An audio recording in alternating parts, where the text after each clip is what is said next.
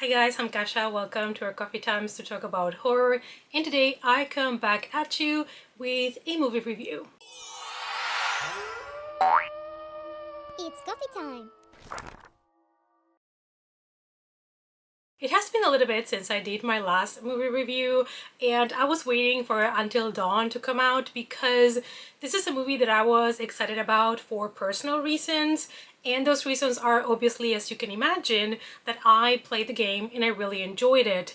And I have been playing similar games ever since, and those are some of my favorite horror games. So when the movie was announced, I was skeptical, of course, because normally horror game adaptations or game adaptations in general don't always tend to be fantastic and amazing.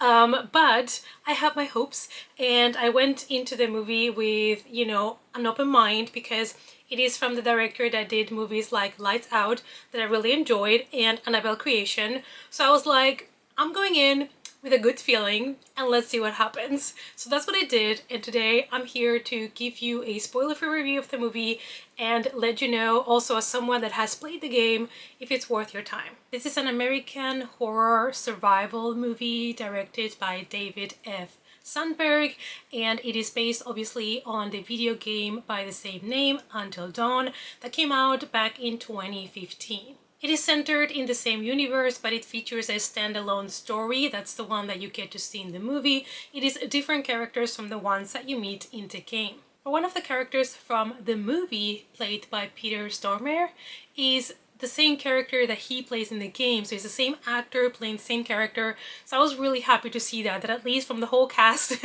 one of them was the same from the game. Let's talk a little bit about the game. So Until Dawn from 2015 is an interactive drama survivor horror game that was put out by PlayStation, and you follow 8 young individuals, 8 young adults that are going together on a trip, and things basically don't end up very well for most of them. Our characters are in Blackwood Mountain and they are being threatened by some evil and they have to survive. So that's the basic premise.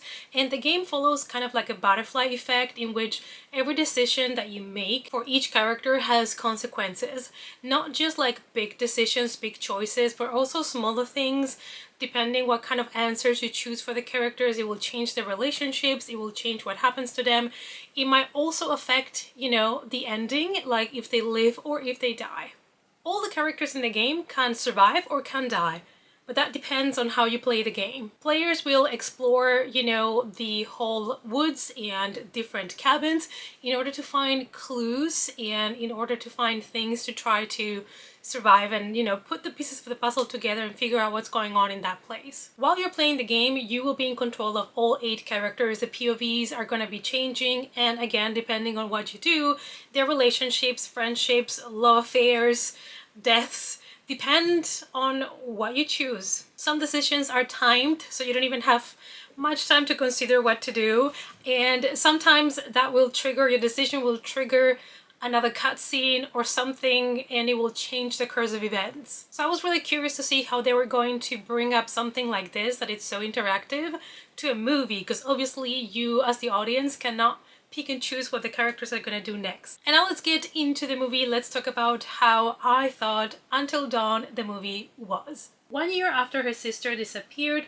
Clover and her friends head to the remote valley where she vanished to search for answers. Exploring an abandoned visitor center, they soon encounter a mass killer who murders them one by one. However, when they mysteriously wake up at the beginning of the same night, they are forced to relive the terror over and over again. The characters in the game are really well done. The game has just been remastered for PlayStation 5 as well, and the whole character depth in the game is really well executed because you really get to live through every single one of the characters and you really get to choose what happens to them, because your goal in this game is basically to try to get to the end with as many players still alive as possible, and every decision that you make can get one of the characters killed. So of course the challenge here for Sony and for the people that developed the movie was to make sure that they brought something to the table that would give us kind of that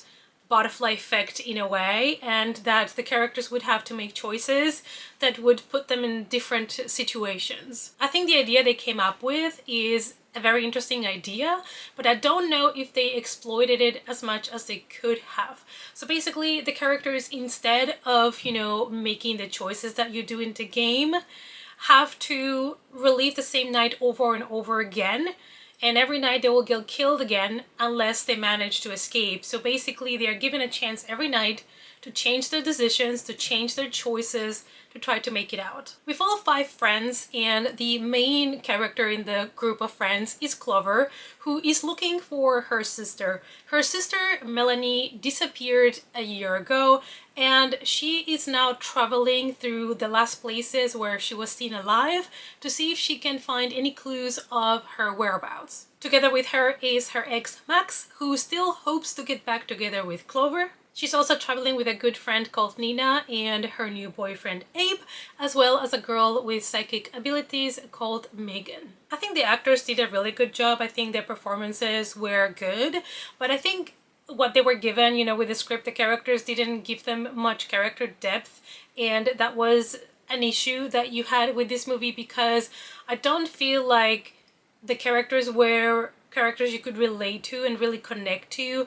And in a story like this, especially in the game where everything is so important, every decision, there's a lot of drama, there is a lot of effort put into character development in the game, and I feel like that is missing in the movie. The only character that has an interesting backstory is Clover, because obviously her sister went missing and we get to see little snippets of that, but it's not enough. I don't feel like we really even get to connect with her and her loss. Our group of friends make a pit stop at a gas station because one of the videos that Melanie sent to her sister Clover was filmed in front of that gas station, so obviously they have to go and check it out, which is, the trope of the gas station in horror movies. I feel like this movie relies on a lot of those typical tropes of slasher movies. So anyway, they go to the gas station, they get information on where the sister could possibly have went missing, and they decide to drive there. And that is when they find an abandoned visitor center, and they decide to go in and see if they can gather more information about where Melanie went missing. But when they get inside of this center, they realize that something is really off. It doesn't seem like people have been there for a very, very long time.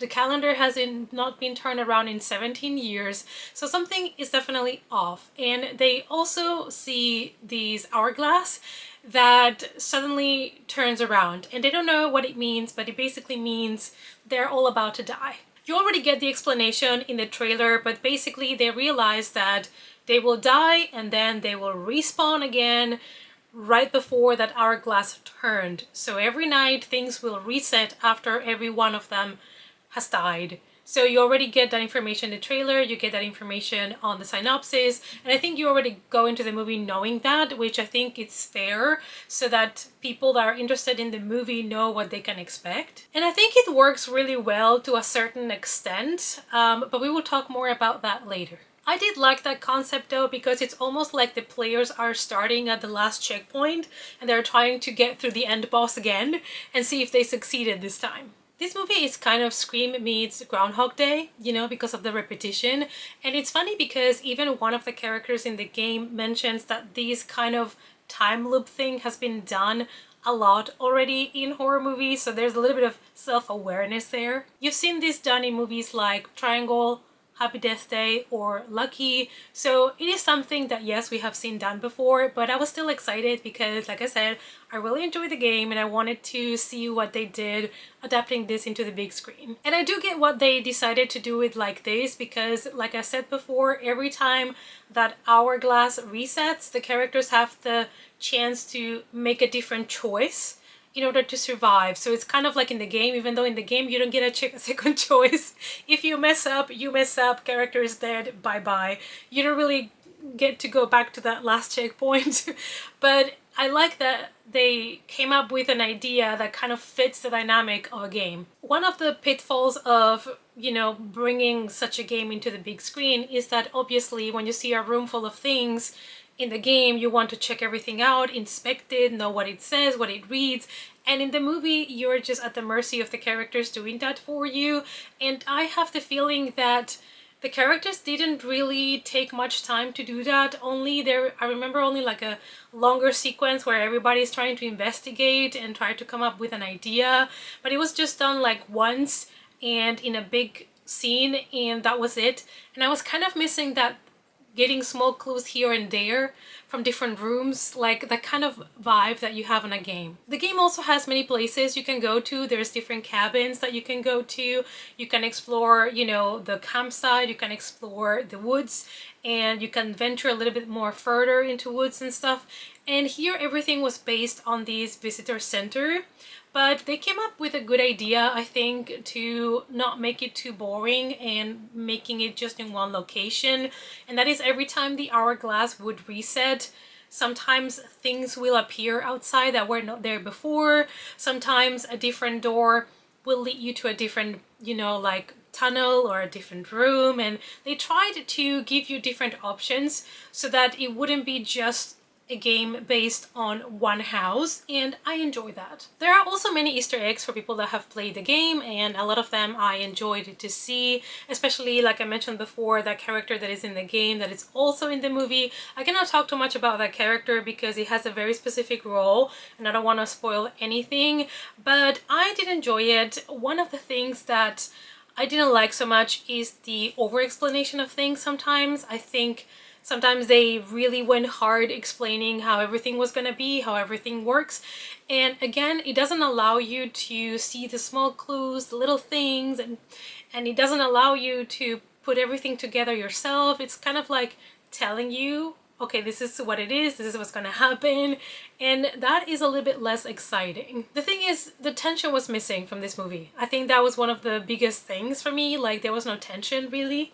It was just a fun kind of game of let's see how they die next. Which, don't get me wrong, I did enjoy that, but I was feeling that the thrills, the tension, that was gone. And maybe it's because that every time they die, the hourglass is gonna reset and they're gonna come back alive, and you kind of also expect how the ending is gonna go, so it was quite predictable in that regard, and I think that took away some of the tension and the thrills. When it was announced as a film project, the suggestion was that Until Dawn would stylistically reset with each spin of the hourglass, sort of becoming a different kind of horror film with each iteration. Imagine a slasher film becoming a possession film, and then it turns into a found footage film, and so on and on. The various versions, of each night at some point become a little bit repetitive, and it's not like the deaths were not good per se. I feel like the first night of deaths was the most boring one, but that was just kind of to set up the tone and let you know that they are all gonna die very quickly like this, and then the hourglass will reset, boom, they're all alive again. And after that they start to get a little bit more creative, and I was happy, but I did feel at some point that it was a little bit repetitive. I wish the deaths would have been a lot more different. A lot of the deaths are the typical stabby stab, something stabbing soft flesh. But I mean, they were fun, not gonna lie, because a classic slasher is mostly stabby stab. There were some jump scares, some of them were good, and others were more of those cheap jump scares where they use sound in order to create a reaction in the audience. I also like to see the creatures, but I don't think the movie was truly scary. I think maybe part of it was because some of the monsters that you get to see, they're shown a lot, so they kind of lose that creepiness to them. But I have to say the special effects and the makeup was good, so honestly in the horror department I don't have too many complaints. I'm just being a little bit picky because I have seen so much that sometimes I just wish to be a little bit more surprised. But there's a couple of things that I think are gonna surprise people that maybe have not seen as many horror movies as I have. Sometimes I have to remind myself that some of the people that are gonna go and see this movie might not have seen hundreds and hundreds of horror movies by the time that they go to see Until Dawn. Some people might be the first time they're seeing a horror movie. So I have to put myself sometimes in their shoes, and to see it a little bit more objectively, and in that regard, they offer different subgenres of horror, and I think the horror was good in the movie. Even though the movie had stereotypical characters, bland dialogues, and it had many cliches, I had fun with it. I think I'm gonna be a little bit maybe on the minority, but I gave this one a 3 out of 5. I don't think it deserves more than that, but I also don't want to be too harsh with it because I think a lot of the ideas that they brought to the table were really smart in order to adapt a video game, but I don't think they really got to their full potential.